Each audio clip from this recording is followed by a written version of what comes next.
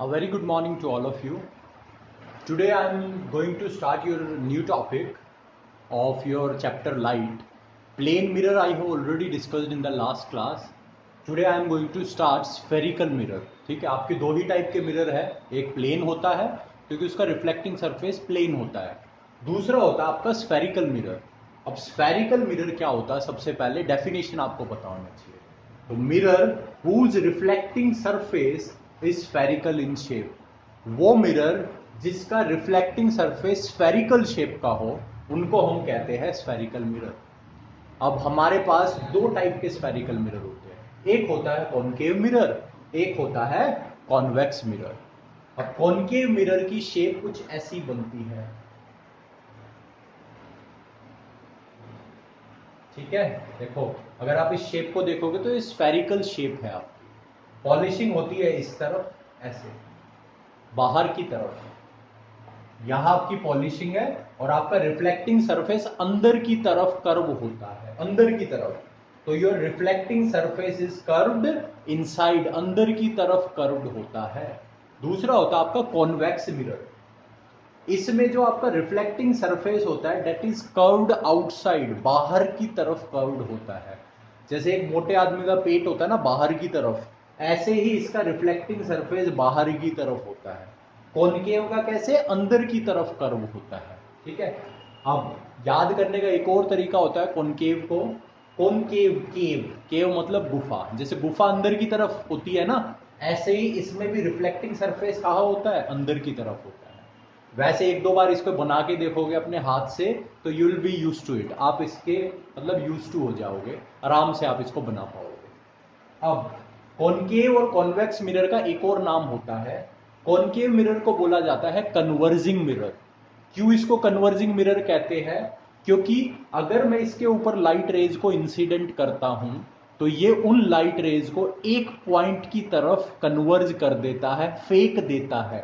मतलब अगर मैं इसकी तरफ मान लो काफी लाइट रेज फेंक रहा हूं तो उन सब लाइट रेज को ये एक सिंगल पॉइंट की तरफ फेंक देगा, कन्वर्ज कर देगा, इसलिए हम इसको कन्वर्जिंग मिरर भी कहते हैं। इसके बड़े फायदे होते हैं, वो यूजेस हम इसके बाद में देखेंगे। उसके बाद होता है कॉन्वेक्स मिरर। कॉन्वेक्स मिरर का दूसरा नाम होता है डाइवर्जिंग मिरर, इसको हम डाइवर्जिंग मिरर भी कहते हैं, बिकॉज अगर मैं इसके ऊपर लाइट रेज को इंसिडेंट करता हूं, अगर लाइट रेज को इंसिडेंट करता हूं तो ये उन लाइट रेज को फैला देगा, डाइवर्ज कर देता है, एक पॉइंट की तरफ नहीं फेंकता कभी भी, इट ऑलवेज डाइवर्जेस देम, इसलिए इसको हम डाइवर्जिंग मिरर भी कहते हैं, लाइट को फैला देता है। इसी कारण इसका एक दो जगहों पे बहुत इंपॉर्टेंट यूज भी है, वो हम बाद में ऑब्वियसली देखेंगे, ठीक है। अब बात आती है, सर ये कॉनकेव मिरर कॉन्वेक्स मिरर क्या शॉप्स पे ही देखने को मिलते हैं, क्या घर पे भी हमारे पास है?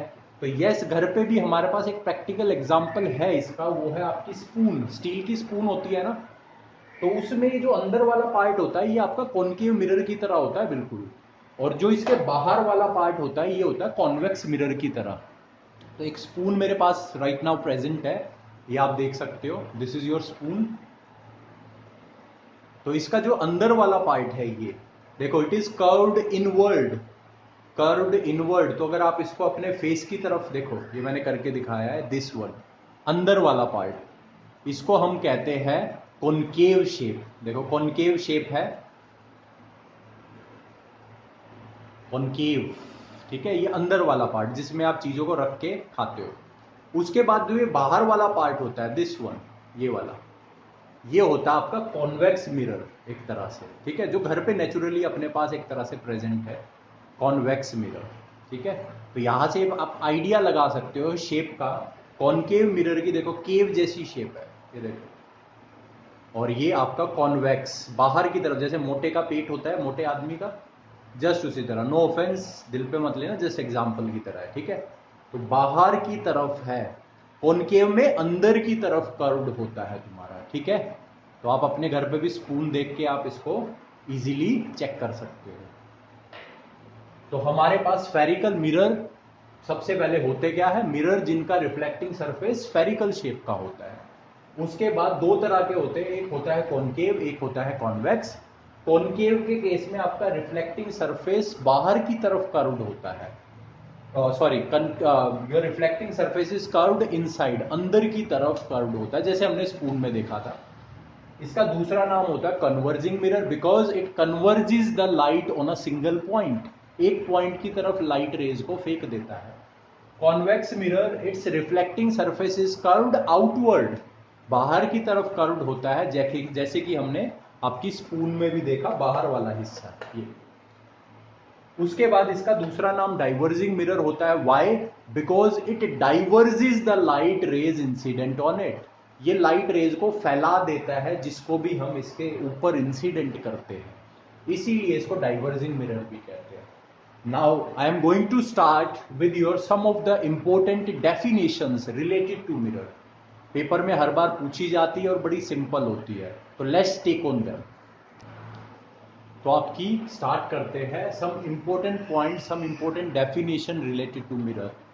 अब मैंने आपके मिरर आगे बना दिए हैं, आप चेक कर सकते हो। ये आपका है कॉनकेव मिरर, आपको पता है ये होता है आपका कॉन्वेक्स मिरर, ठीक है। अब मिरर की जब भी ये पॉइंट्स, जब भी ये डेफिनेशंस के बारे में आपसे पूछे, तो आप हमेशा उसको फिगर में भी दिखाओगे। द रीजन इज, कई बार हमारी डेफिनेशन रॉन्ग हो जाती है, but figure it can give us some marks. जो फिगर होती है वो हमें कुछ मार्क्स दिलाने में मदद कर देती है। तो हमेशा जब भी डेफिनेशन दोगे, हमेशा फिगर में भी शो करोगे। तो आपकी सबसे पहली डेफिनेशन है, सबसे पहला पॉइंट है पोल। पोल का मतलब क्या होता है? अब इंग्लिश वोकैबुलरी में इसका मीनिंग होता है खंबा, बट वो यहां पे मतलब नहीं होगा। साइंस में इसका मतलब होता है centre point of the mirror. जो आपका मिरर है उसका सेंटर पॉइंट, उसको हम पोल बोलते हैं। इसका सिंबल होता है पी, पी से डिनोट किया जाता है। अब यहाँ पे मैं पोल बना के दिखा रहा हूं आपको। इसका सेंटर पॉइंट मतलब ये डार्क किया मैंने, यहाँ पे सेंटर पॉइंट इसका देखो, ये मैंने डार्क कर दिया है।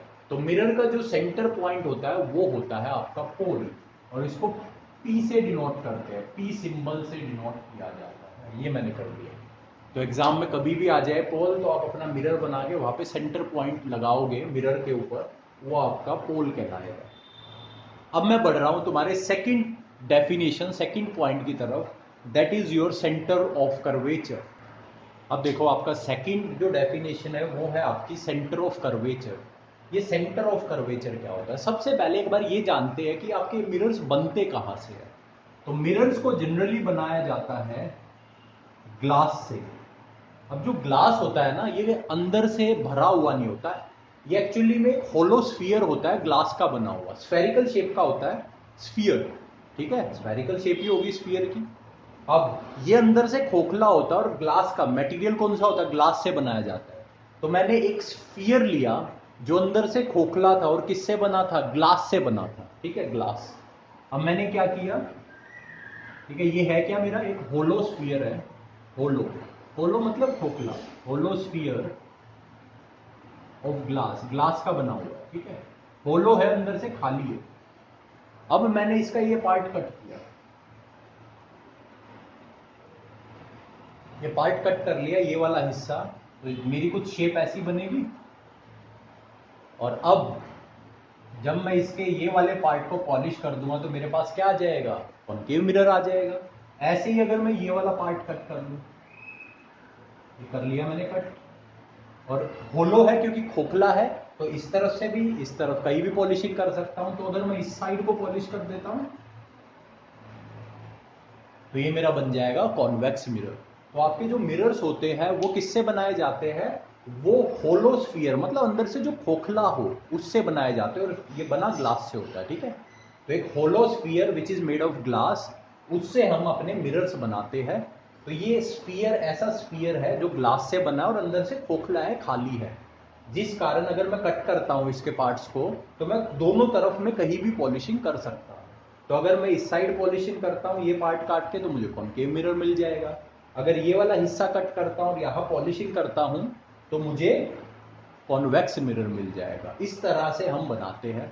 अब ये जो स्फीयर है तुम्हारा, जिससे मैं अपने मिरर्स बना रहा हूं, इसका एक सेंटर पॉइंट होता है ये, और इसी सेंटर पॉइंट को जिससे हम मिरर्स को बनाते हैं, उसको हम कहते हैं सेंटर ऑफ कर्वेचर। तो सेंटर ऑफ कर्वेचर होता है आपका centre of that hollow sphere of glass from which the mirror is made, जिससे हमने मिरर बनाया है। तो ये आपकी सिंपल सी डेफिनेशन बन जाती है। तो सेंटर ऑफ कर्वेचर होता है centre of the hollow sphere of glass, जो ग्लास से बना है, from which mirror is made, जिससे हमने मिरर बनाया है, और इसका सिंबल होता है सी। ठीक है, अब यहां पे मैं वो कैसे शो करूंगा? तो अगर यहाँ पे इसको मैं एक स्फीयर पूरा कंप्लीट बनाता हूं तो मेरा यहाँ पे कहीं सेंटर आएगा, ऐसे ही यहाँ पे कहीं सेंटर आएगा। तो यहाँ पे आप शो कर सकते हो, तो यहाँ पे आप शो कर सकते हो, ये बन गया मेरा सेंटर।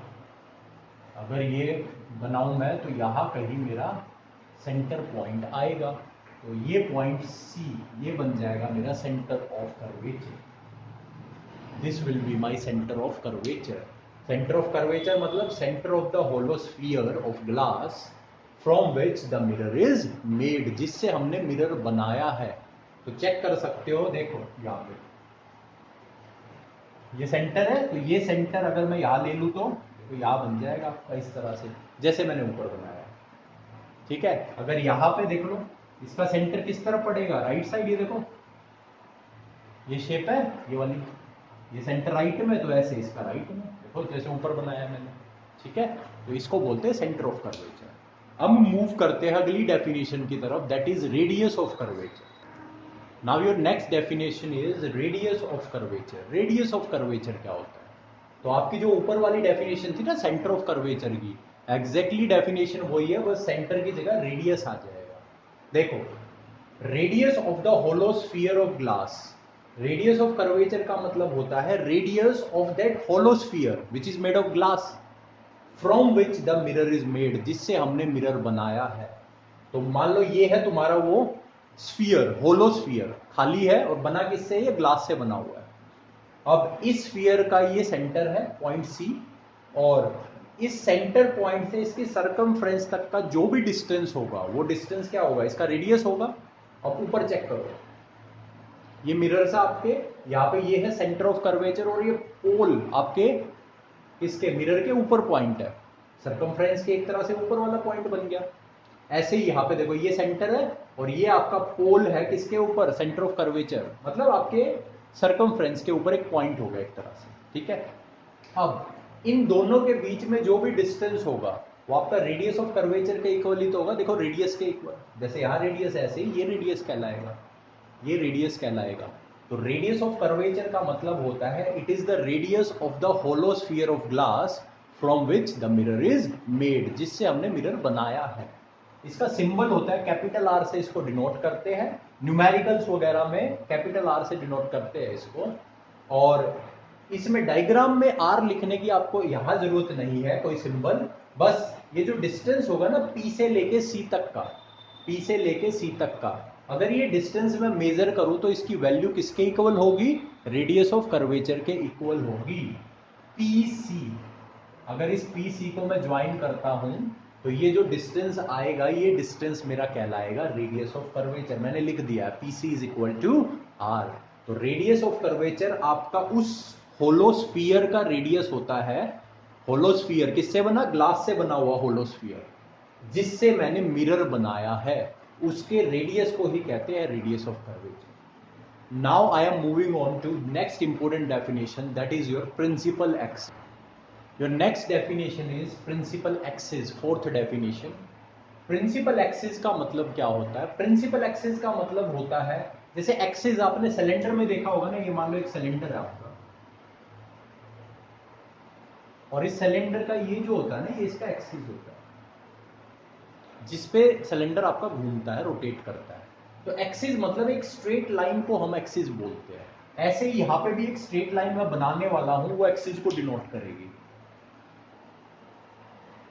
मिरर में वो स्ट्रेट लाइन कहाँ होती है?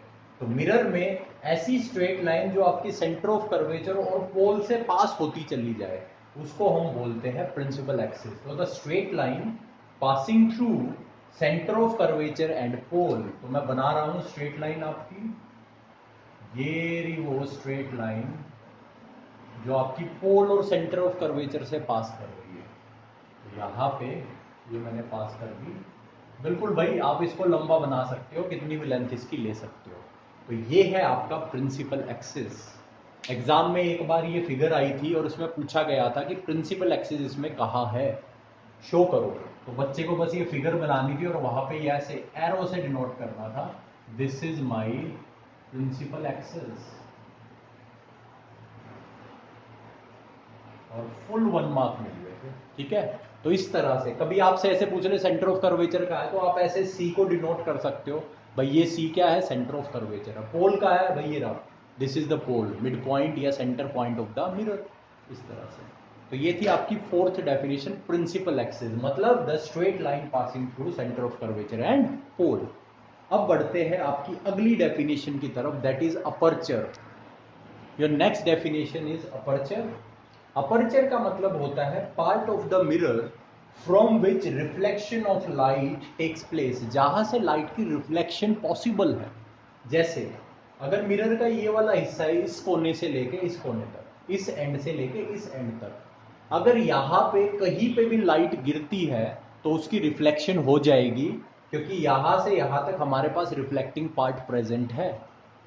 तो यहां से लेके इस कोने से लेके, मैं डॉटेड में दिखा रहा हूं,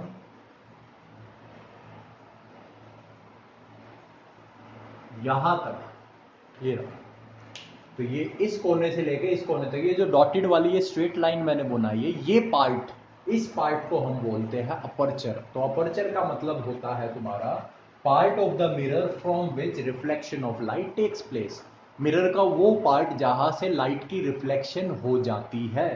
ऐसे ही यहाँ पे इस कोने से लेके इस कोने तक का, ये रहा आगे वाला ना, यहाँ से ये कोना, यहाँ पे लाइट भी गिरती है तो यहाँ से भी रिफ्लेक्शन होगी, ऐसे ही नीचे तक का। तो जो लाइन आपकी बनेगी, जो ये पार्ट बनेगा, इसको हम कहते हैं अपर्चर। तो अपर्चर का मतलब मिरर का वो पार्ट जहां से आपकी रिफ्लेक्शन लाइट की हो जाती है, टेक्स प्लेस करती है। अब बढ़ते हैं तुम्हारी लास्ट डेफिनेशन की तरफ, दैट इज प्रिंसिपल फोकस। तो नेक्स्ट पॉइंट है आपका, नेक्स्ट डेफिनेशन है प्रिंसिपल फोकस। तो प्रिंसिपल फोकस क्या होता है, तो एक बार चेक करते हैं, पहले मैं यहाँ पे बनाता हूं फिर देखते हैं वो होता क्या है। डेफिनेशन मैंने नीचे लिखी है।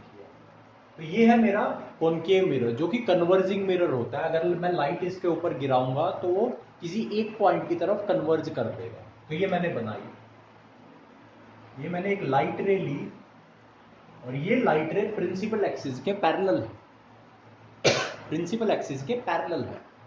ठीक है, ऐसे ही एक और लाइट रे ले लेता हूं, ये ले ली, ये भी प्रिंसिपल एक्सिस के पैरेलल है। अब ये कन्वर्जिंग मिरर होता है तो इन लाइट रेज को एक पॉइंट की तरफ कन्वर्ज करेगा, तो ये यहां पे आपका वो पॉइंट होता है।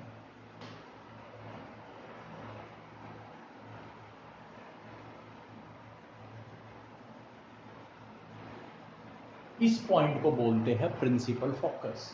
ये किसका है, कॉनकेव मिरर का है। तो अब ऐसे ही चेक करते हैं तुम्हारा, ऐसे ही चेक करते हैं कॉन्वेक्स मिरर में। अब कॉन्वेक्स मिरर डाइवर्जिंग मिरर होता है। ये लाइट रेज आई, तो कॉनकेव मिरर में तो लाइट रेज क्या हुई, कन्वर्ज होके एक पॉइंट पे एक्चुअली मीट कर गई, आपस में मीट कर गई। बट कॉन्वेक्स मिरर में कुछ अलग होता है, ये लाइट रेज आएगी और क्योंकि यहाँ पे रिफ्लेक्टिंग पार्ट है तो अंदर नहीं जा पाएगी, इस तरफ मीट नहीं कर पाएगी। तो वो मीट कैसे करेगी, एक्चुअली में मीट नहीं करेगी, वो अपीयर टू मीट करेगी, ऐसा लगेगा कि मीट कर रही है। तो यहां से ऐसा लगेगा कि वो मीट कर रही है एक पॉइंट पे, it appears that they are meeting at a point, इस तरह से यहां पे इस पॉइंट पे, और एक्चुअली में यहां से क्या हो जाती है, रिफ्लेक्ट हो जाती है ऐसे पीछे की तरफ। तो कभी भी आप ये डायग्राम बनाओ तो इस तरह से बनाना, rays parallel appear to meet at a point. तो डॉटेड में दिखा देना, ऐसा लगेगा कि वो मीट कर रही है पर एक्चुअल में नहीं कर रही। ठीक है,